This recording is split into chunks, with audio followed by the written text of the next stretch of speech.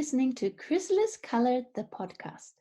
Hello, this is Jorunn from Norway. And Christine in Canada. With a podcast about color analysis and how it applies to you in a practical way. We'll talk about how to use your colors to make your days brighter, your wardrobe more enjoyable, and your life easier. We'll talk about topics that we find interesting, and we encourage you to submit your questions. A podcast listing is available at chrysaliscolor.com under the Podcasts tab. Welcome to episode 27. Today we'll be talking about wedding parties and interiors, which would apply to any situation that involves a group of people with different colorings. Everybody wants to look great. Everybody wants to feel well in this space that they share. Family members are often close in season, I find, sometimes the same as in our family, sometimes not the same at all.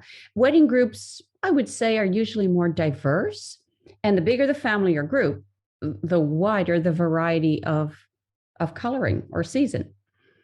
We have both been asked, Jorunn and I, numerous times about decorating our homes according to our season. We've not really applied ourselves to the topic because we don't decorate our homes that way. That's one reason. My home is, it's a shelter, and I don't need it to mirror or resemble me. I guess I'm looking for a different kind of support from my house. What about you, Jorunn? Yes, I think you and me are very similar in that way. I kind of view my house as my little nest or my sanctuary where I can just let it all hang out. To put it simply, my house is my home. It's not a backdrop for how I want to look, the way I think about the backdrop when I do Zoom videos. There's a difference between home decoration colors and color analysis season colors, because dressing according to the seasons, that's kind of about bringing the best version of me to the world. But our home is kind of the place where we retreat and charge our batteries, and so that's more important to me. Choose colors that nourish me, replenish my soul. It's interesting because we've talked about this, and I know that you gravitate towards natural textures and colors to achieve that. And my house, neutral, gray, nothing on the walls, very quiet, very simple. Yes, is that well? I kind of think of my house as quiet and simple, but it's all about wood and natural things. And you, when we talked about this earlier, you've said that if I came to your house, I would say, Christine, do you live in an office? Because of the neutralness and starkness of it. Yeah, the kind of minimalist, and it's even sort of generic, it's. I don't find it has a whole lot of personality, actually. And then I'd ask you maybe if you live in a tree stump. Yes, it's a very valid question because everything is wood. Yeah. Yes. Well, anyway, if your soul craves fresh, bright colors in order to be restored and rejuvenated, then I think people should surround themselves with them in their homes. And whether or not you are a bright season, I don't think it should be dependent on what color analysis season you are. And if you thrive on calm, neutral spaces, and that gives you energy, go for it, like Christine. Do you think this might be an introvert, extrovert thing, Christine? Well, it seems like it would be related, doesn't it? Because how do you charge your batteries? And you and I are both, I think, strong introverts, and living with a lot of color, even texture, like you may have in your home. I feel like that would fatigue me in the same way that a lot of people at the same time can. And yet I enjoy wearing color a lot. Yes, in clothes. I agree. To sum that up, I think, in my opinion, my season's colors is what I use to show the world the best version of me. And the colors I choose for my home is what I use to nourish myself. And those are completely unrelated. Yeah, our psychology is not our body, I don't think. Yeah. But our homes, they're definitely our psychology, don't you think? Oh, yeah. They're like our mind projected into the world. When my children were little, I always, and still with adults, with everybody, I think that the space they create around them is a snapshot of the space that is going on inside. Like our Yeah. mind out projected, manifested out into the world. Yes. Or it's something that our mind and soul really needs. Yes, the battery pack. Yeah. Mhm. The second reason that we haven't covered these topics is because of the huge amount of variation of coloring in groups. And that's what we're going to talk about today. Right. And neither of us are interior decorators, and that for sure shows in our conversation. Yeah, it will. But that doesn't stop us from dispensing opinions liberally about things Yes. we have not got absolutely no credentials in. So everybody, all our listeners should have that in mind. Um, but I think it would be really challenging to create an interior that would be kind of perfectly suitable, colorized for a family of more than one person if they're all the different seasons. And I guess that's why people ask, and why we are talking about it today. And I think, I know one of the things you've been saying, Christine, is that homes are a great place to use colors that you love that you wouldn't wear well. Yes. I think because I do that, I like a lot of light in spaces, light walls, light floors, and let's say gentle colors in furniture. And my choices are almost always true summer, soft summer, blues and greens with a lot of white and gray. There's the tranquility, right, of the colors in those seasons. They feel calming to me. They feel meditative. I can go off inside my own head. And I mean, it could be equally well bright colors in your home, like red, if that's a color you love and don't wear particularly well. I think I've had that from clients many times. Many people like red or yellow in interiors, and they wouldn't wear them even if they are in their season, or they have trouble finding their version in apparel. So put it in your home. It's perfect. Hmm. Did you say you have blues and greens? I thought your house was all white and light gray. Yeah, The small, truth comes out. You do have color. a weave in a couch. I mean, we're not talking about large area. All right, all right, all right. I get you.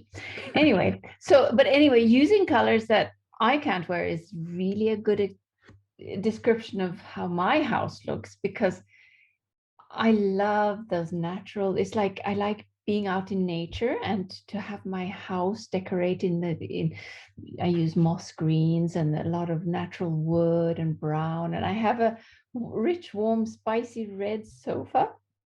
And instead of a rug on the floor, I have a brown cowhide. So, and I couldn't wear any of those colors. Yeah.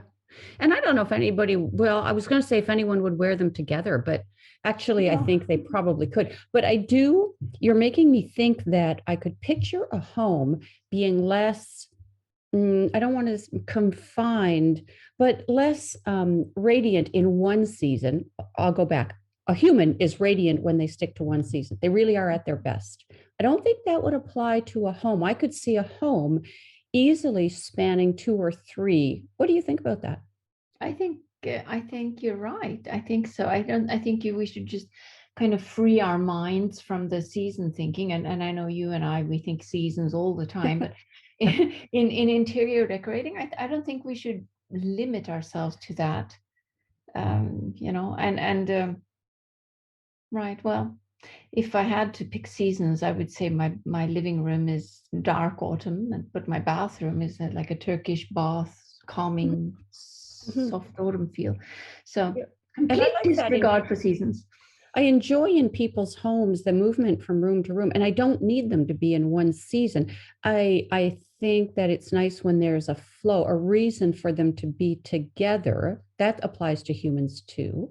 I also see something else homes can do that I it's you got to be a little bit more within your boundaries on people, which is to combine warm and cool. Mm. On a person, you really got to know the boundaries, or you'll do things to your appearance over warm and over cool that are detracting. But I think in a home, you can take those a lot further apart and still look terrific. That's true. I agree. Well, now I'm thinking about this. There's also another consideration that for a home different from a person is that when you decorate a home, you have to keep in mind the decor theme. Let's say you have a beach house. That would be, I think, easy to decorate in spring and summer colors. And a lot of them, I could see light summer, light spring, true spring, bright spring, all working together when you include floor, wall furniture, even true autumn if you are adding wicker. But would you find it easy to decorate a beach house in true winter? Yeah, no, I have a hard time seeing that.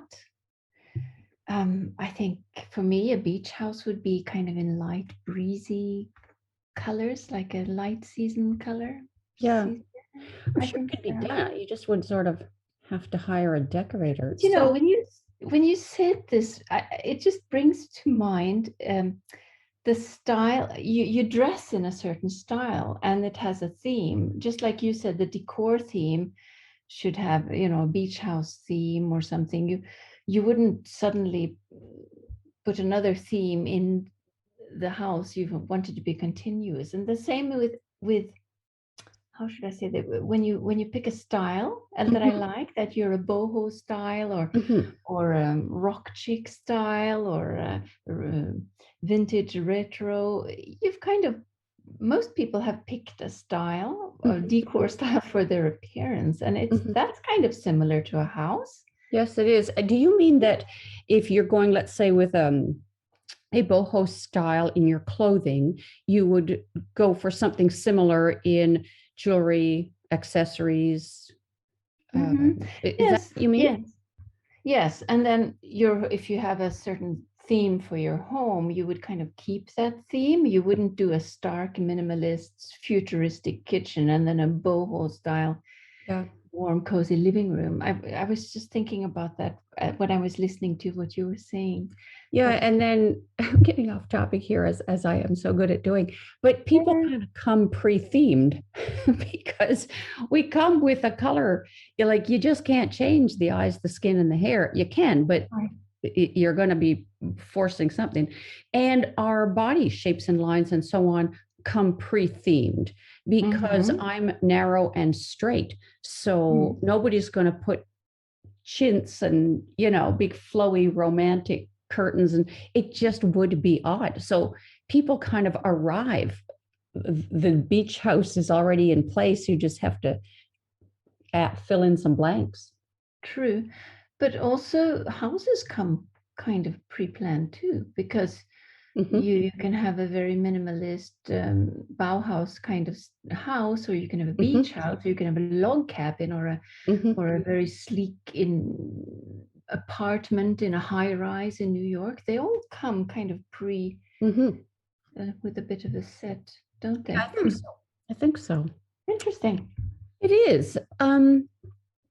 Let's say that we have listeners who do want to decorate their homes in their seasons, though. What would be some things that might be helpful? I'll go first. The first would be to sit down with the family and ask who actually cares about decor colors in the household, because some people will and some just won't. And then, we kind of talked about this, deciding if it's a room or a house, what's the theme or the purpose? So is it a log cabin, a city penthouse? Is it a bathroom? Is it a bedroom? I, for example, find it very hard to see myself well in colored bathrooms. This is something I actually don't enjoy in other people's homes. And then, of course, to also decide, what are the unchangeable colors in the space? Is there a floor? Are there tiles that are fixed and you are going to incorporate into the final look? Yep. Yeah, things you can't change. Yeah. And also, if you are going for this, start with your own season and then choose 3 or 4 other seasons that have kind of compatible colors, like light spring and soft autumn, for instance, and then maybe supplement with one more, depending on if you want an autumn or a spring feel. So just kind of start with your own fan, and use your fan. If you're picking colors for the walls, go hunting in your fan for the neutrals, and then bring those. You can bring your fan to the paint shop, and they can use whatever magic they have. They have these tools to kind of find those exact colors. If you're allowed to paint the walls of your house, because there's so much choice in your fan colors and neutrals and colors, and those are all available, or they're able to mix them in paint colors. And those colors would be harder to find in specific items like curtains or sofa, possibly. So I think solving what's less available or bigger or more expensive first. And yeah, all kinds of things actually that are necessary to live with for a long time. And then like cushions and little things you can switch more often. Yeah. Yeah. If it were me, I would hire a paint color expert just to get the wall neutral right, because there's a whole education involved in that. And so this, and also I'm such a fan of not reinventing a wheel. Use the system that already works, that paint matching system they have. I mean, they can match anything and they do it accurately. And decorators and so on, they know about paint undertones and window position, things that just don't apply in people quite in the same way. Another thought is to avoid colors that have a version only in one season, like red for winters. There's no real true red in 9 of the 12 palettes. And so for a softer colored family, that's going to be a difficult color to get to work. The odds are just low that it'll flatter the family. It's even hard to imagine them relaxing in the room or, looking great around the dinner table. Yes. Well, red, here's the voice from this tree stump speaking. How would a person use red in a home? Oh, I see. This is not the Norwegian way. It's not uncommon here. I guess it adds drama. Well, I suppose maybe it adds a little spice, like your couch, although your couch may be warmer rust. It adds drama. We see it, I think, curtains, flowers, paintings. I've seen red kitchens. I've seen red ceilings, accent walls for sure. Maybe though it's usually smaller things, tables, cushions. You wouldn't do this in Norway? Yes, probably people would, normal people would. But who am I to say? No, I've actually seen pictures of glossy, bright red kitchens, and it looked really cool. It's possible, I know, but red is such a dramatic color. Maybe it's more of an urban thing too. I'm not sure. So yeah, choose colors that have many variations in every season or group. Blue green, maybe that's why it's in my house. It's just easy to get along with. Most every coloring type will find some aspect of the color that feels good and looks good. What other ones would I think of? I would think of clover, kind of a soft, medium, dark green, not too soft. I would think of stone or light gray.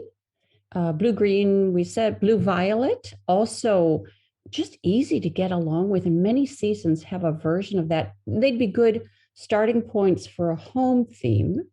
And then you could adapt them for the family colors. Would you see that? I could see that totally. Blues are less likely to offend any coloring.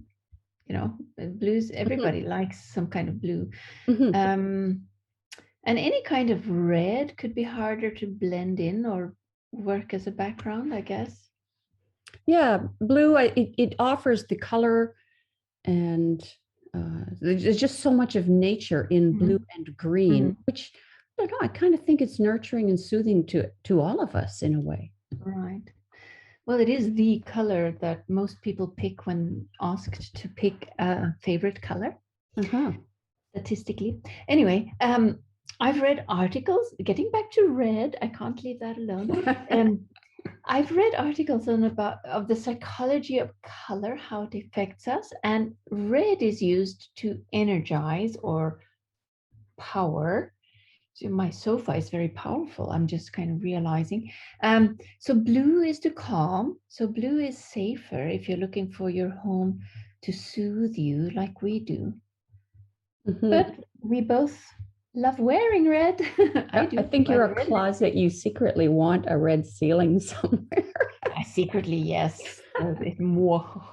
Anyway, so if you're planning for a whole family, not just for yourself, try to avoid those colors that challenge any coloring except their own, like yellow and that wasabi green, at least in large items like big curtains and stuff. I think that's to keep the family peace. I think that's good advice. I think so too. Yeah, like there are just some colors that they're either right or they're wrong. And yellow is one of them. They're handy for color analysis. Which one can nobody else wear? But in a home, they're challenging. I think too, the reason that people ask about this so often is perhaps to feel reassured that making their choice for the colors of the house be the choice for the whole family. And I mean, it starts with wide choices and conversation and compromise, like so many things. And you just might have to ask up front because not everyone in the family will care. In fact, I think more people in my family would not care, probably like me. And those who do care might be very happy to participate in the collaboration. And then, when folks get to create and add their own ideas, they're often much more invested in upholding the project. Yes, yes, they when they get ownership of the project, Indeed. Yeah, good word. by being asked their opinion. And if you can't decide for a whole house, why not pick a corner, your own corner, with like a chair, a blanket, a cushion, or something of the room that you care most about or spend the most time in. And don't say that's the laundry room. That's right. And then decorate that so that you have your own special little place that fits just you. Indeed. Yeah. Or a teacup in your colors or a phone case. Odd. But I actually notice those items, and it may be because I notice people's hands. Like I always notice when jewelry is a good or not so good color against skin. And I also, teacups, phone cases, we're holding them up against our face all the time. So, indulge yourself there. Yes, well, my phone case is bright red, and my favorite. I knew it. See, you're a secret red desirer. Yes, red ceiling next. It always comes out somewhere. It does. Talk long enough and you draw it out of me, you stinker. Anyway, and my favorite cup is bright yellow. But you know what? I think phone cases are more, I think of them as accessories. So I lump it in with handbags and that kind of stuff. But teacup, that's definitely in the interior decorating world. Yeah. And it's kind of also psychological and nurturing in a way. A phone case is just functional, right? True. You can tell we both like tea, right? Yes. Anyway, and another thing I want to mention is, speaking of extensions of ourselves, if you're a solopreneur or you have a website, you have to realize that's your window to the world and it's an extension of you. And it's really, really important to use your season colors there, because it's personal branding. And you have to use your season and be very picky about it. I completely agree. Yeah. I completely agree. That's a place to go back to, well, almost the strictness of your own color palette. Do you think that's overstating it, or would you say that's? No. You would agree? Oh, absolutely. It's not overstating it. you have to be spot on with the colors and choose the neutrals and be very particular. Yeah, I agree. Because, And especially too, Joran, with websites, I mean, you just change the code, right? It's not like you've got to redo the curtains or buy a different couch. just another hex code. It's just a number. Yeah. And you can have any of them. It's so easy to do. Just like you get your business portraits and you're very particular about putting the lipstick of your season and wearing the blouse of your season for your business portraits. And your website will display your business portrait, and that should be an extension of it. And you have to be just as picky. You really, because your website, it's not there to nurture or soothe you. It's not your cocoon. It is your face to the world, the same way that your appearance is. Yes, it's your business card. It is indeed. Shall we move on to talking about wedding groups? Yes, let's move on to weddings, which is the second part of our topic today. We've been decorating homes now, but decorating people is different. So being in the philosophical corner, let's think a little bit about what a wedding is really about. And priority number one is the wedding couple. And in the wedding couple, particularly the bride, let's be honest. In same-sex weddings, you would have an interesting challenge in choosing colors that don't collide. But after all, the occasion is about creating unity, right? So, and I would love that challenge as a color analyst to give advice to the two wedding dresses of a same-sex couple. Anyway, so let's agree to give priority to the wedding couple in choosing colors for the dress and the suit and the flowers, right? Yeah, I mean, they're going to be in most of the photos too, right? For the bride, I'm going to stick with something a little strict here and say she needs to get her colors analyzed. There's no other way to guess your way to your best white. Too strict, Joran, or are you on board with that? No, I totally agree. If there's any point in your life that you should have a color analysis, if you haven't already done it, if you're getting married, get a color analysis, because picking the white of your wedding dress is so important. Yep. And the makeup, once you know your season, your makeup is nothing. It's easy. So and you and I some years ago, I think, collaborated on some Pinterest boards showing each bride's white for the 12 seasons, and we will make sure to put a link for those in the show notes. Absolutely. And so moving on from the bride to the bridesmaids, and I know in North America there's a tradition of having many bridesmaids, and then a tradition of dressing them all in the same dress. And this is where the plot thickens, because you have so many different colorations. And then you have, let's not get into body shape because of the dress, but it's difficult. If you have, the more you have, the more difficult it'll get. It's very true. The number of people, the size of the wedding party, it really depends on the wedding. You see those pictures on Pinterest and so on, but I don't know that that's the majority of our weddings. Many people marry only with family, or they have a very small wedding and then they have a larger reception later. So the clothing is a lot more varied than it once was. Right. Well, in Norway, the couple usually, they just have one maid of honor and the best man for the groom. So it's just easier to dress just one. And then they'll have some cute kids dressed up, picking their noses and tossing petals.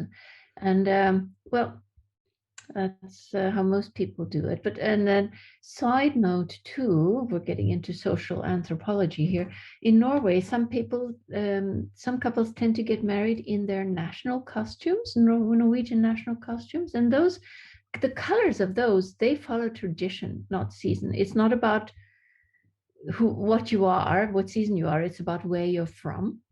Do they choose weddings or other decor items when they wear traditional, or for any wedding? Do they do the whole wedding thing with the flowers and the cake and the whole thing.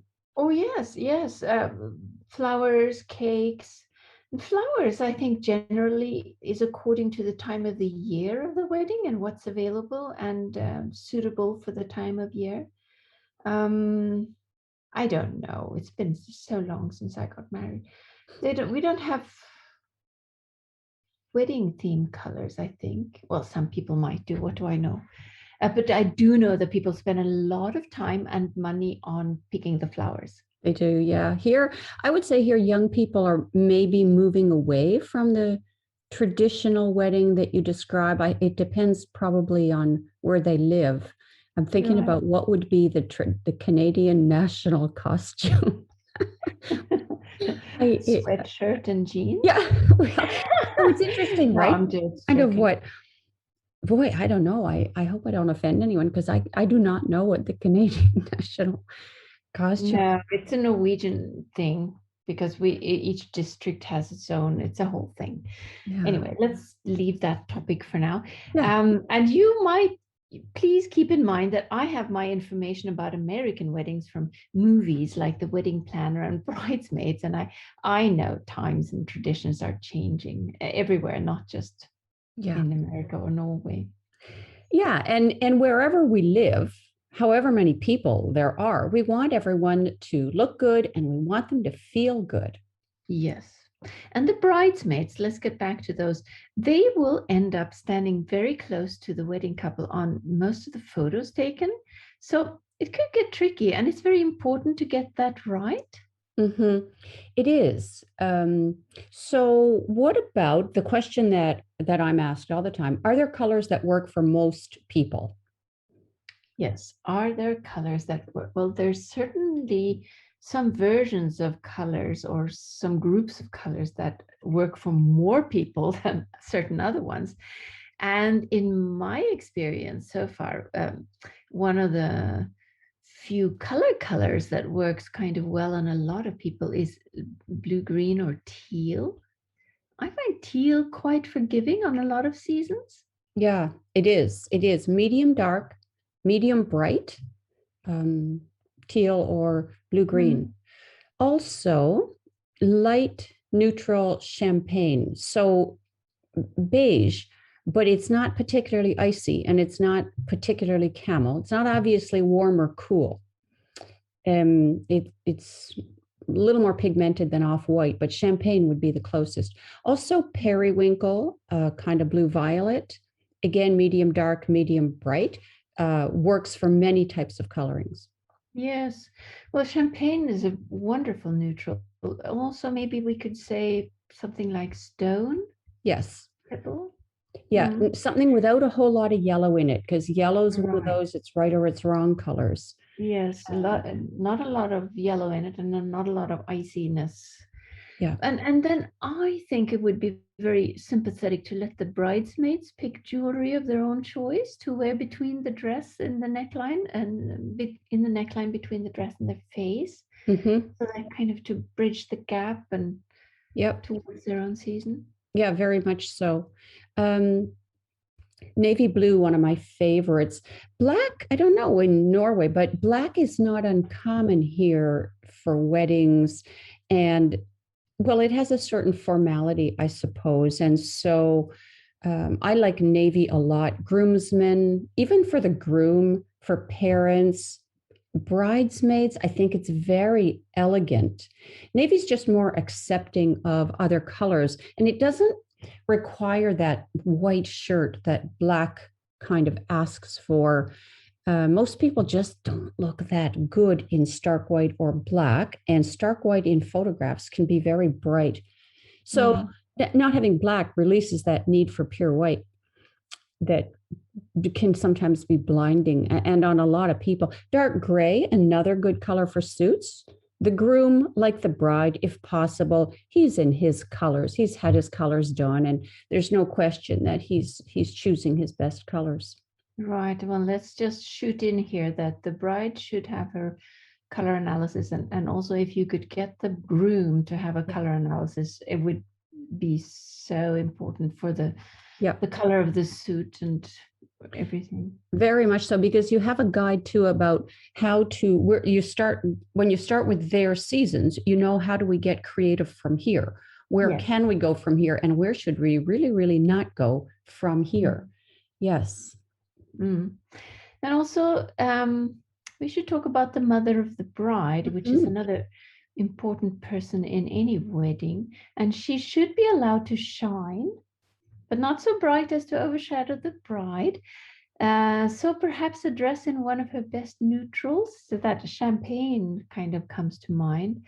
And then with embellishment and decorations in the shape of jewelry, so that you have a bit of personality and seasonal magic. Or you mentioned navy. Maybe the mother of the bride could have a navy dress. That would be nice and also very formal without going to the stark black. Black is flattering to so few people, but you know, if she looks great in black, you could put her in that. Yeah, I could see it. I could see it depending on other things and her cosmetics and what everyone else is wearing. What about colors that are so season specific? Well, we kind of mentioned this in homes. They're just best avoided when you're working with groups. Yellow, which could include mustard, orange, true winter, red or fuchsia. Spring's turquoise, those candy blue greens and greens of springs, it's just not going to help in autumn. Dark autumns, strong olives and greens, same thing. I have this feeling about green. To me, green, it's either great or gross. We've all seen people wearing a gorgeous green, and it is fantastic. It is drop dead amazing. But boy, at least with warm greens, when it doesn't work, it really doesn't work. Yes. So one way to look sick is to put the wrong green on. It is exactly so. Right. I love your expression, great or gross. Memorable anyway. Always makes me smile. Anyway, so avoid anything extreme is kind of my take on this. Extremely dark, extremely light, extremely shiny, extremely warm, extremely cool, and extremely high intensity. It's great on the people that they're good on, but they're kind of less forgiving. And there are softer colors that are not great on brighter coloring, but it's not so bad, you know, like a softer kind of sapphire or that navy that we brought in. Yeah. And a lot of people in those more brightly colored seasons, they don't have to always max out their season to look terrific. The seasons have a range, and they have lighter colors and they have softer colors, even in those more intense seasons. Another thought, I thought of it when you talked about the flowers, having a theme that's different from color, and then letting the wedding party choose. Let's say you pick florals. You may probably need a little bit of lead time here to give everyone time, but unify the wedding by theme, and then less concern about the colors on each person. Let everyone pick the floral that they like, and then the flowers in the prints are going to bring everything else together. I mean, it's like theming the room and giving people latitude to choose. And you could theme the reception hall or the location of the ceremony, and same idea. So you could see the florals, bridesmaids, pick your own print as similar or different as you desire. And then you can repeat the dark greens of foliage or something in the men's ties. I would see that as very unified, very nice looking wedding. Joyful. Or you can simplify even more by picking one color and letting people choose their version of the color, like their darkness level or pigmentation. And then you share that color with the florist and the cake maker. And that kind of gives impression of unity, but also allows for individuality. I like it. I think it would look very, very creative, as opposed to, repeating the same color over and over. I'm thinking of corn stalks in a field. I mean, it can look beautiful. It's just, there are ways to do things differently, I suppose.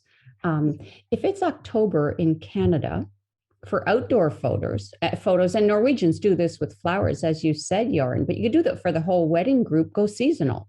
So think about where the pictures are taken, what the background would be like, and also the time of day. Like I think that sky blue clothing, it looks better at noon than it does at 5 p.m. And those large blocks of solid colors of gowns and suits will be noticed in pictures more than individual faces. So it really helps when it plays with the background. And that would play a role, I think, in choosing wedding party colors. So plan the colors according to wherever your photos are being taken and also the time of day. That's really a good point. I like that. Good. Anyway, so homes and weddings, they're about love, both of them, aren't they? They are. Kind of the unifying theme. But, you know, we all want to look at the pictures and find them beautiful and think that we looked our best. So that's important too for weddings. So thank you everybody for listening today, and we will be back with another episode next month. Thanks everyone. Bye-bye.